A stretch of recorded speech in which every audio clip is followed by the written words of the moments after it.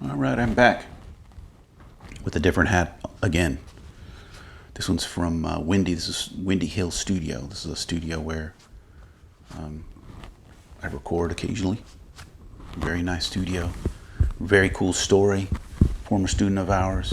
Really nice studio. I'll have to show you sometime. Anyway, let's go over the windows and the menus. Right? Actually, let's go over the windows right quick. It'll probably be the quickest thing here. So this up here, like I was saying, this is the toolbar, right? This here is the universe view, right? This is the universe. You can kind of see everything. There was a bunch of stuff in there. You'd see it all up there, right?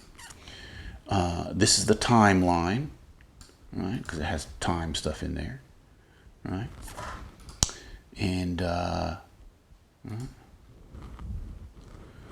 And then down here is the edit window, right? Sometimes they call it the playlist, right? Let me open this window here. And if you'll notice,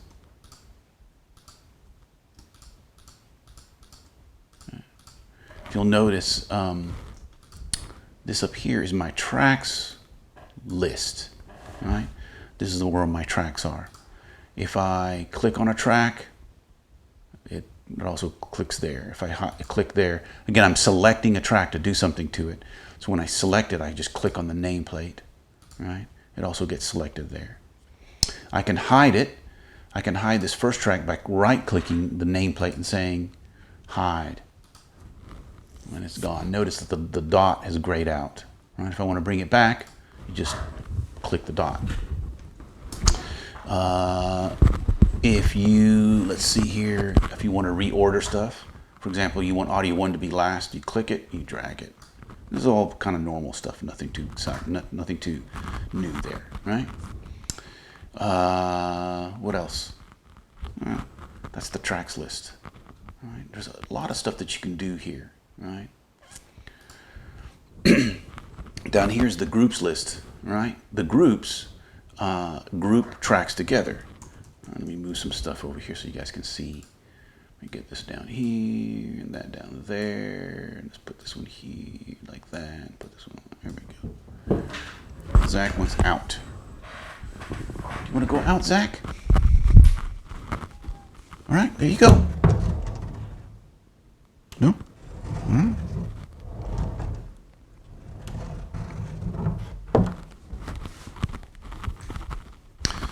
right. So I'm going to group these tracks, right? This is a track group, right? So I want to group these tracks together so they'll do things together, right? For example, if I want to mute for whatever, for example, let's say I have 12 drum tracks, right? And I want to make the drum tracks softer, right? It's certainly with a mouse that would be impossible to do with one with one mouse. So you group all the tracks together. When you grab one of them, they all move together. Let me go group. I go to the track menu and go group. And I click, let's call it drums. There you go. Like this. All right, let's see here.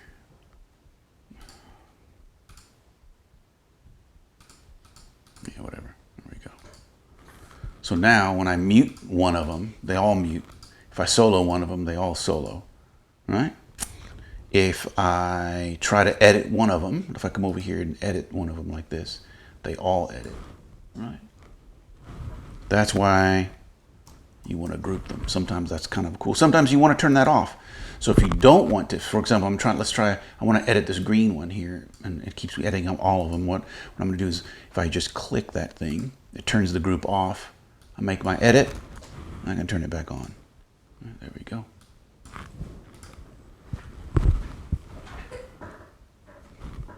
And that's how that works. All right? Check this out. If I go to my mix window and I try to move one of them, they all move together. And that's a good thing most of the time, right? Again, if those were all drum tracks and I wanted to keep them all at the correct values, the correct relationships, I can just grab one of them and they all move together, right? So there we go.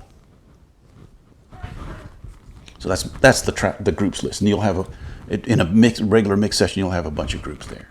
Over here is my clips list, right? And these are all the audio files that I've recorded or imported into my session, right? There's a lot of cool stuff you can do here.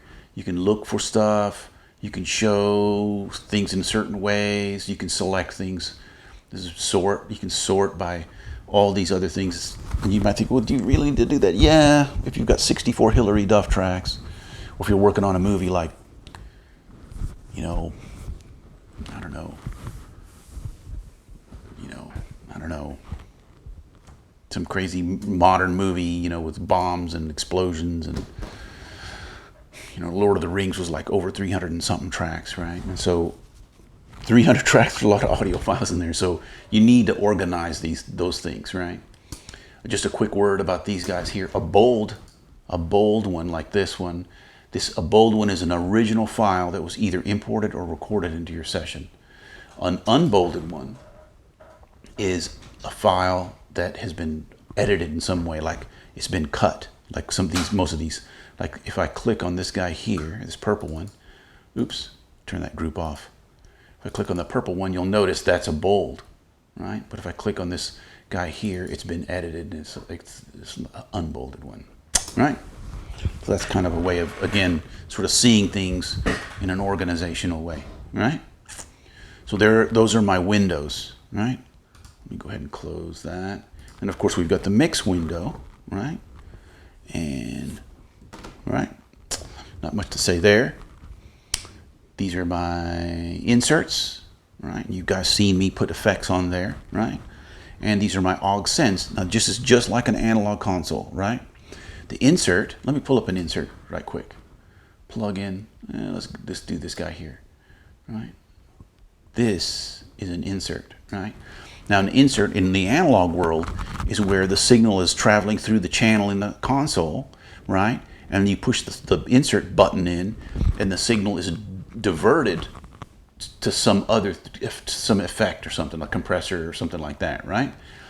And then when it gets the effect put on it, it comes back to the exact same spot and then continues down the channel. This is exactly what's happening here, right? Let me move this down to here so it makes more sense. The signal's traveling through this track, or this channel, if you will. As soon as it hits this is an insert, and because I've put something there, the digital signal is actually leaving this track and going into this little applet right here. It's getting compression put on it, and then it leaves the applet and goes right back into that same spot. Just exactly the same as an analog console, right?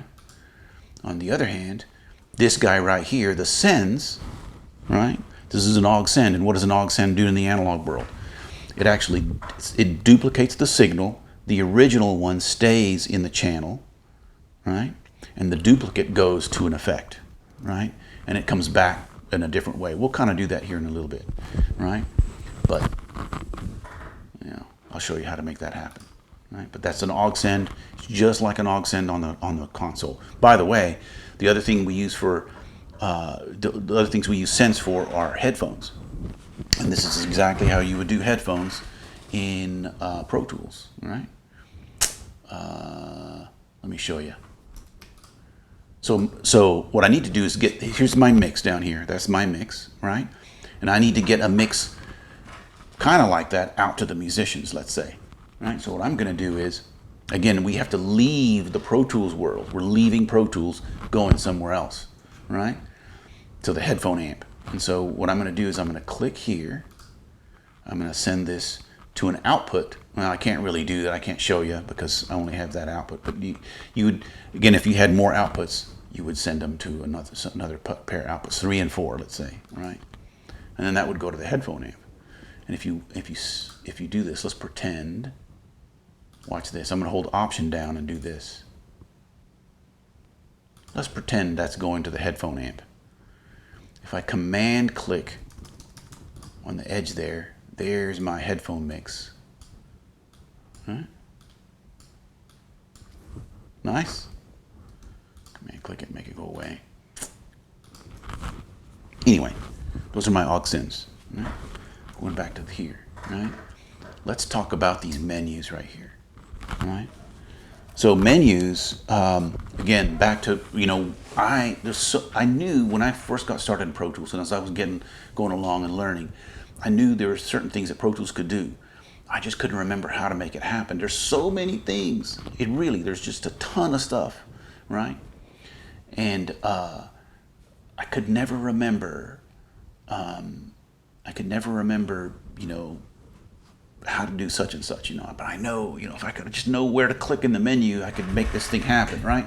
So let me give you a rundown of what these menus mean, right? Sort of a way of organizing your thoughts, right? You might go through, watch this video and then write all this stuff down. The file menu has commands that are session oriented for like the whole session, right? Like create a new session or open a session or save a session, close a session, bounce to disk. This means mix, import, export. Those are session things, right? So file menu has things that are session-wide commands, right? The edit menu has commands that are word processor-like commands, like clear, cut, copy, paste, those sorts of things, right? So those are, right? And there's a bunch of those schemes like duplicate, repeat, and all these kinds of things. Here's your fade, right? If you want to create a fade, I would just say Command F, but if you wanted to do it this way, there it is, right? Right? So edit menu has word processor-like commands. If I go to the view menu, right? Actually, I'm going to come back to view. Let's go to the track menu. The track menu has commands that are related to tracks, right? So if I click on a track, if I select a track like this, and I go to the track menu, I can do things there, right? So I can say new track or group tracks, duplicate, delete tracks, right? Make inactive, right? So these are all track related commands, right? Notice, like we talked about before, we can group tracks, right? So they actually function as one. Watch this. The clip menu has commands that are related to the clips themselves, right? Right? And so, for example, I can lock a clip. That clip is now locked. If you notice, it has a little thing there. And if I try to move it, try to pick it up, it gives me you fool, right? So you can allow it or cancel. So again, this is like, oh no. Now you want to sometimes, well, I shouldn't say sometimes. When you are happy with something, you like the way an edit or whatever, you've got an arrangement, right? You like the way everything sounds and it's working really well in your edits, you're probably going to want to lock them, right? Because it's really easy to make a mistake, inadvertently click on something and move it, right? And so locking it is a good thing. And not take it from me again, this is another story for maybe class time, but I've gotten some trouble because I didn't lock stuff. So think about locking clips down, right? Also, I can group clips. Watch this. I can select all of this. In fact, I'll select all of it. Look what happens. I've got all of that selected, and let's say this is the first. This is the verse. This is verse number 1. I can come over here and say clip, and I can say group. Now this is not track group. This is clip group. I'm going to take all those things and group them together. Look what happens. Okay. Look at that. Pretty slick. Right. And if that's the first verse, I can come over here and copy it. That's Option drag or Alt drag on Windows. And there's my second verse. And here's my third verse. Right? And not only that, but then I can say, well, having the second verse the same as the first verse, that'd be kind of boring. How about if I ungroup it? So I go to Clip, Ungroup. Yeah. And let me rearrange some stuff. Change it up a little bit. Put it there. Da, da, da, da. There we go. There's my second verse. And I can do the same thing to the third. Right? So clip menu has commands that are related to clips. The event menu has anything to do with correcting people's timing, like drummers who can't play in time, or that sort of quantizing, if you know what that means. It also has MIDI related, so that a lot of MIDI stuff happens in the event menu, right? I'm going to skip audio suite. Let's go to options. Options. The options menu have commands that are like a toggle switch that you turn it off and on. For example, I've got quick punch on. It really shouldn't be on because I'm not going to punch anything in. So I'm going to turn it off, right? All these things, right? So if I don't want to hear my click, I turn it off. If I want to hear it, I can turn it on. Again, it's like a toggle switch, on and off, right? Again, these are ways of you thinking through things, like when you can't remember, and if you can't remember, like, how did I do that? Just kind of think about, is that a toggle switch that I turn on or turn off, or is that a configuration thing, or is that a session-wide kind of thing, like file import or something, right? The setup configures your system, right? And so we kind of went through the configuration the first video, right? But that's where this is. Notice that there is MIDI here, and then there's MIDI here, right? This is turns MIDI on and off kind of thing. This over here configures MIDI, right? Here is the click, and here's a click. This click here turns the click on and off. In the setup menu, this click configures how the click behaves, right? Those kinds of things, right? Again, just a way of thinking through things. Let's go to the window menu. The window menu brings up a window, right? The window menu brings up a window, or opens a window, like the transport window. Let's open up the transport. There it is, right? Or it brings up the edit window, or the mix window rather, right? So the window menu brings up a window, right? The view menu configures the way a window looks, right? So if I say, okay, I want my window, I want to bring up the mix window, and I want to change the way that looks. For example, I want to see more sends. Then I go view, mix window, I can see more sends, right?